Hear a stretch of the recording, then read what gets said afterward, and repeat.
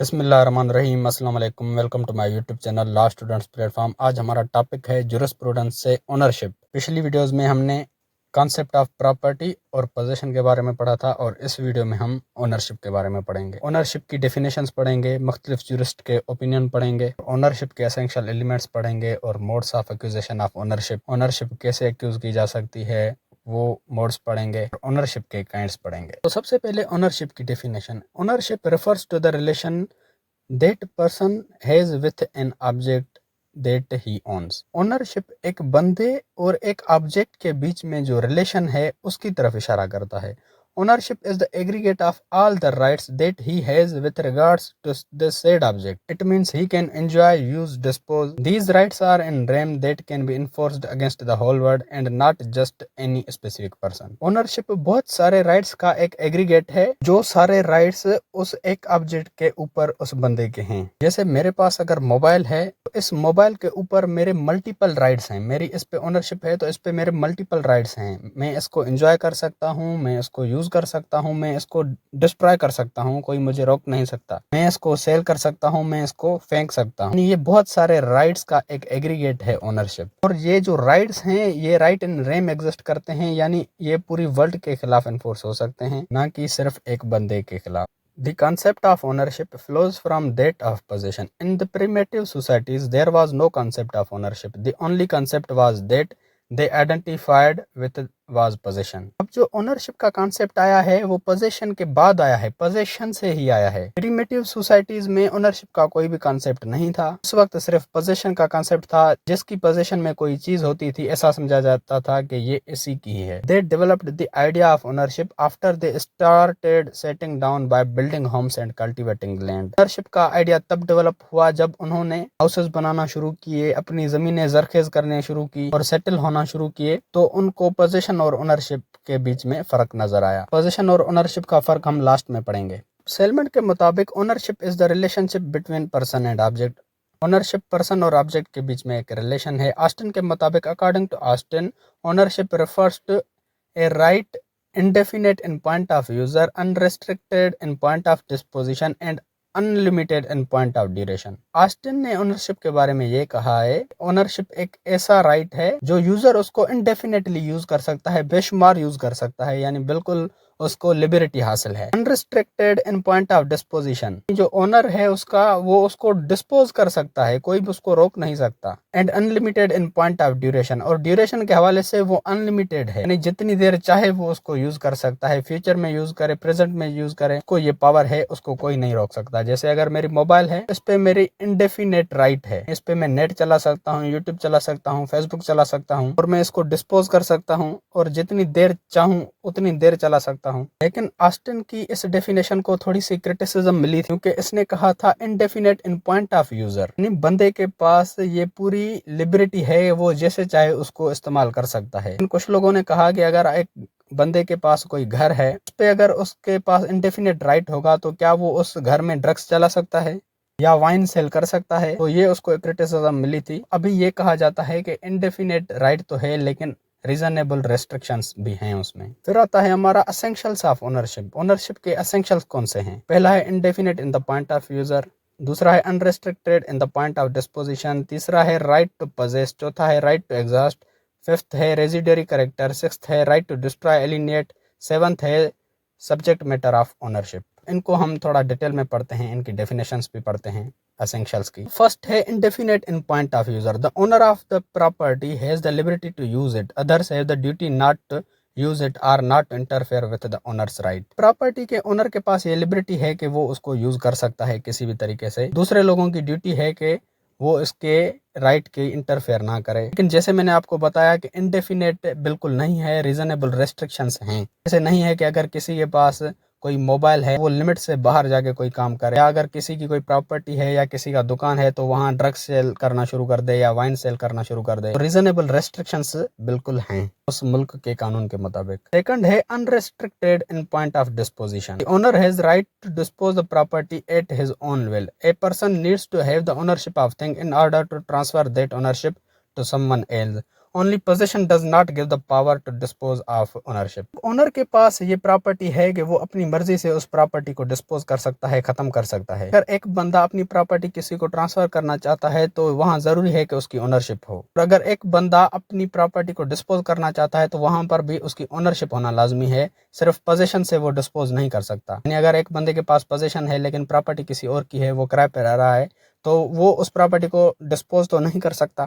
Third है right to possess. The owner has right to possess the thing which he owns. जो चीज owner own करता है उसको पजेस भी कर सकता है। फोर्थ है right to exist. If the nature of the thing which is owned is such that it can be existed, then the owner has right to exist it at his own will. अगर किसी चीज की ऐसी nature है जो कि खर्च हो सकती है और उस चीज को वो बंदा ऑन करता है, उसकी उस पर ओनरशिप है, उस चीज को वो बंदा एग्जिस्ट कर सकता है यानी खर्च कर सकता है। अब मिसाल के तौर पर एक बंदा है, उसके पास राइस है। अब राइस की ऐसी नेचर है कि वो खर्च हो सकते हैं, खत्म हो सकते हैं, वो उनको खत्म कर सकता है, खा सकता है उसको रोज बिरयानी करके। तो अगर किसी चीज पे ओनरशिप है तो उसको वो एग्जिस्ट कर सकता है, लेकिन चीज की नेचर ऐसी हो कि वो एग्जिस्ट हो सके। फिफ्थ है रेजिडरी कैरेक्टर। रेजिडरी का उर्दू में मतलब है बकाया या बचा हुआ। The owner may part with several rights with regards to thing he owns, this does not take away the ownership from him. अब अगर एक बंदे की किसी प्रॉपर्टी के ऊपर ओनरशिप है तो वो उस प्रॉपर्टी के राइट्स को सेवरल राइट्स में पार्ट कर सकता है। कुछ राइट्स किसी और बंदे को देगा उस प्रॉपर्टी से, कुछ राइट्स किसी और को देगा। उसके बावजूद भी इसकी ओनरशिप इसके हाथ से नहीं जाएगी, ओनरशिप इसी बंदे की रहेगी। अब मिसाल के तौर पर किसी बंदे के पास 120 गज का प्लॉट है और वो प्लॉट उसने किसी और को 1 साल के लिए लीज पे दे दिया। उसी प्लॉट से किसी तीसरे बंदे को ईजमेंट्री राइट दिया, मैंने उसको कहा कि आप इस रास्ते से आ जा सकते हो। एक बंदे को उसने उसकी पोजीशन दे दी और एक बंदे को उसने उस प्लॉट से आने जाने का रास्ता दिया। उसने एक ही प्लॉट को सेवरल राइट्स में पार्ट कर दिया, डिवाइड कर दिया, लेकिन फिर भी इस बंदे के पास ओनरशिप अभी भी है, ओनरशिप इसके हाथ से नहीं जाएगी। रेजिडरी कैरेक्टर का यही मतलब है। यानी अगर कोई बंदा अपनी प्रॉपर्टी के सेवरल राइट्स को पार्ट कर देता है, लेकिन जो चीज बचेगी ओनरशिप वो उसी असली बंदे की होगी। सिक्स्थ है राइट टू डिस्ट्रॉय और alienate. Owner has the right to destroy और alienate the thing that he owns. Owner के पास ये राइट है कि वो अपनी प्रॉपर्टी को डिस्ट्रॉय भी कर सकता है, एलिनेट भी कर सकता है। एलिनेट का मतलब है उसको अलग अलग करना या उसको सेल कर देना। सेवंथ है subject matter of ownership. According to Salmond there should be subject matter for the ownership. Salmond के मुताबिक ओनरशिप के लिए जरूरी है कि सब्जेक्ट मैटर होना भी लाजमी है, जिसको हम टच कर सकें, जिसको हम देख सकें। But his statement received some amount of criticism. It has been argued that law generally recognize the ownership of land and chattels। अब सेलमेंट ने जो स्टेटमेंट दी थी ओनरशिप के लिए सब्जेक्ट मैटर होना लाजमी है, उसको काफी क्रिटिसिज्म मिली। ये आर्ग्यू किया गया कि जो लॉ है लैंड और चैटल्स की ओनरशिप को ही रिकॉग्नाइज करता है। There are certain objects which by their very nature are incapable of being own such as jungles, air, water, etc. उन्होंने कहा कि बहुत सारे काफी सब्जेक्ट मैटर्स हैं जिनकी नेचर ऐसी है कि उनको आप ऑन नहीं कर सकते। जैसे कि बड़े बड़े जंगलात हैं या एयर है या वाटर है, वो भी तो सब्जेक्ट मैटर है, लेकिन आप उनको ऑन नहीं कर सकते, उन पे आप ओनरशिप नहीं कर सकते।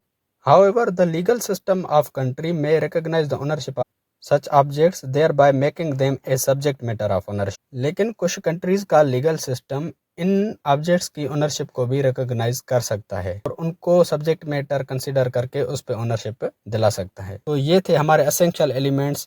फिर हमारा आता है modes of accusation of ownership. Ownership को आप एक्यूज कैसे कर सकते हो? इसके 2 मोड्स हैं, पहला है ओरिजिनल एक्यूजेशन और दूसरा है डेरिवेटिव एक्यूजेशन। अब ओरिजिनल एक्यूजेशन क्या है? When an ownership is acquired over a thing which has no owner और acquired by some personal act. जब किसी ऐसी चीज की ओनरशिप हासिल की जाए जिसका कोई ओनर ना हो या फिर पर्सनल एक्ट से उसकी ओनरशिप हासिल की जाए तो उसको ओरिजिनल एक्यूजेशन कहा जाता है। ओरिजिनल एक्यूजेशन के 3 काइंड्स हैं, एब्सोल्यूट एक्यूजेशन, एक्सटिंक्टिव एक्यूजेशन और एक्सेसरी एक्यूजेशन। एब्सोल्यूट एक्यूजेशन में क्या होता है कि चीज हम एक्यूज करते हैं उसका कोई भी ऑनर नहीं होता। जैसे कि रेशनलियस। रेशनलियस में क्या होता है, अगर हमको वाइल्ड एनिमल मिल गया, कोई जंगली जानवर मिल गया या जंगली शेर मिल गया, उसका कोई ओनर नहीं है, उसको आप अगर अकार करते हो तो ये कहलाएगी एब्सोल्यूट एक्यूजेशन। पोजेशन वाली वीडियो में आपको मैंने बताया था कि रेशनलियस में ऐसा भी होता है, उस चीज का एक ओनर होता है लेकिन उस ओनर से वो चीज मिस हो जाती है और जब आपको मिलती है तो उसको भी रेशनलियस कहा जाएगा। फिर अगर उस ओनर के पास एक कुत्ता था और वो उस कुत्ते से तंग आकर उसने उस कुत्ते को बाहर निकाल दिया और वो कुत्ता किसी और बंदे को मिल गया, ये भी रेशनल यस होगा। इसको आप एब्सोल्यूट एक्यूजेशन कह सकते हो। एक्सटिंक्टिव एक्यूजेशन एग्जांपल है एडवर्स पोजीशन में। क्या होता है कि अगर एक बंदा किसी भी प्रॉपर्टी पे 12 साल तक रहता है, उसको कोई भी आके इंटरफेयर नहीं करता और उस प्रॉपर्टी का कोई भी ओनर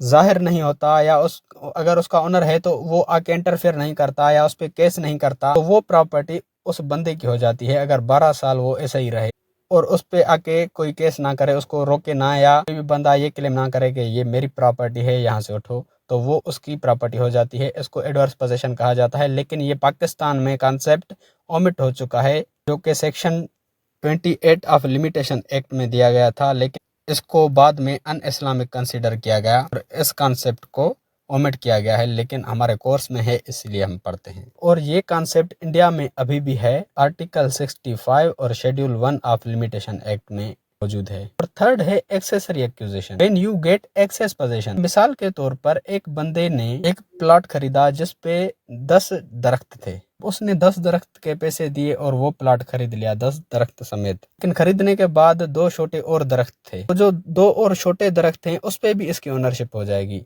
इसको एक्सेसरी एक्यूजेशन कहा जाता है, तो आपको एक्सेस में मिले। ये तो काइंड्स थे ओरिजिनल एक्यूजेशन के। दूसरा है derivative accusation. When the ownership is derived from previous owner, it is called derivative accusation. It takes place when ownership is acquired by inheritance, gift or purchase. Derivative accusation में क्या होता है कि जब ownership previous owner से derive होके आए, transfer होके आए, तो उसको डेरिवेटिव एक्यूजेशन कहा जाता है। ये ओनरशिप इनहेरिटेंस से अक्वायर हो सकती है, गिफ्ट से अक्वायर हो सकती है, या परचेज से। मिसाल के तौर पर किसी बंदे का ग्रैंडफादर है, वो चल बसा, उसकी जो प्रॉपर्टी थी वो ट्रांसफर हो गई उसके लीगल ईयर्स में, उसको डेरिवेटिव एक्यूजेशन कहा जाएगा। या फिर एक बंदे ने किसी को गिफ्ट दिया, उस गिफ्ट पे उसकी ओनरशिप है, तो ये भी डेरिवेटिव एक्यूजेशन है। एक बंदे ने अपनी मर्जी से किसी और को चीज सेल कर दी और बंदे ने परचेज कर दी, ये भी डेरिवेटिव एक्यूजेशन होगी।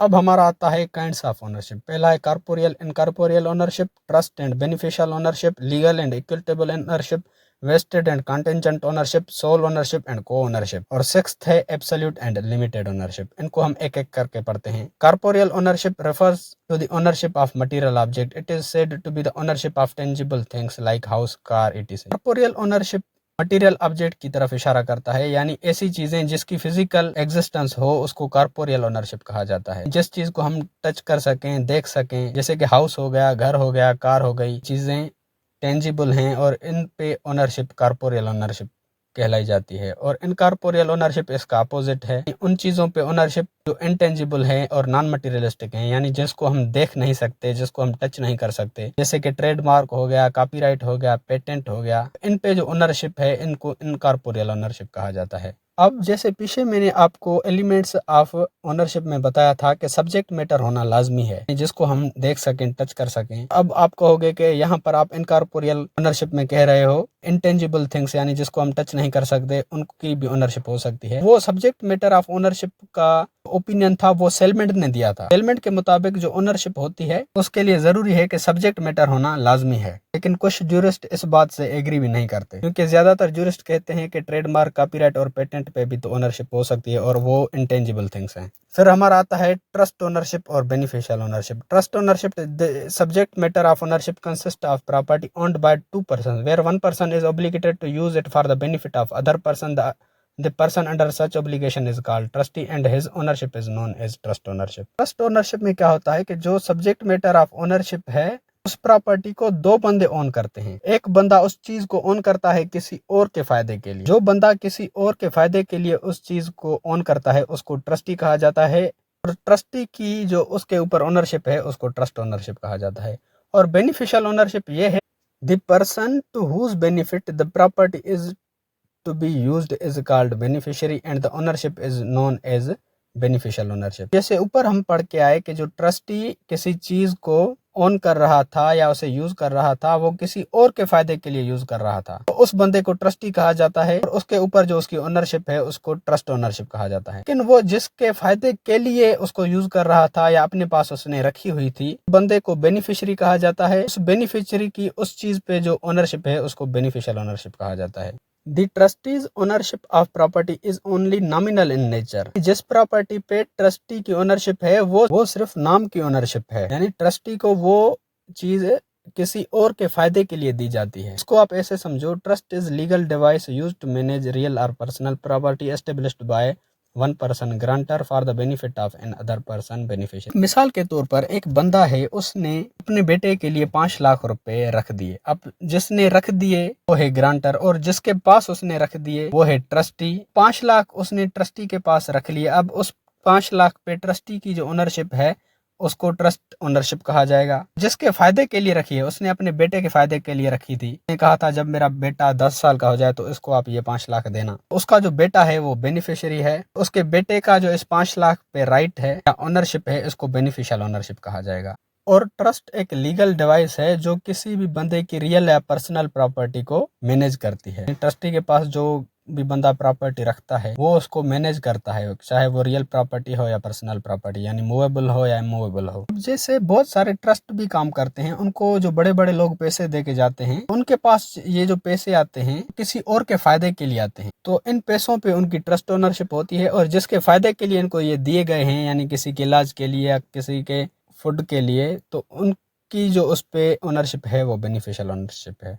फिर हमारा आता है लीगल ओनरशिप और equitable ownership. Legal ownership is recognised in the courts of common law. Legal ownership है वो कोर्ट्स ऑफ कॉमन लॉ में रिकॉग्नाइज होती है और इन्फोर्स होती है। और equitable ownership courts of chancery में इन्फोर्स होती है या रिकॉग्नाइज होती है। कॉन्सेप्ट अभी खत्म हो चुका है। यूके में प्रीमेटिव एजेस में इक्विटी कोर्ट्स होती थी। जो भी इक्विटेबल केसेस होते थे वो इस इक्विटेबल कोर्ट्स में हल होते थे, लेकिन अभी सारे जो भी केसेस हैं वो कोर्ट्स ऑफ कॉमन लॉ में ही सेटल होते हैं। इसका अगर मैं आपको मिसाल दूं, मिसाल के तौर पर मैंने अपने दोस्त को 22,000 में बाइक दी और उसने मुझे 22,000 दिए। अब हमने जो कॉन्ट्रैक्ट किया वो कोई भी रिटन में नहीं किया, कोई भी एविडेंस नहीं है, सिर्फ मैंने ओरली उसको दे दिए, उसने मुझे ओरली पैसे दे दिए, कोई भी एविडेंस वगैरह नहीं। अगर मैं इसको ये बाइक नहीं देता, मैंने 22,000 भी ले लिए और मैं इसको कह रहा हूँ कि आपने मुझे दिए ही नहीं, तो अब ये इस मसले को कोर्ट ऑफ कॉमन लॉ में सेटल नहीं करवा सकता, क्योंकि कोर्ट ऑफ कॉमन लॉ ऐसे एविडेंस मांगेगी। तो ये इसको इक्विटेबल कोर्ट ऑफ चांसरी में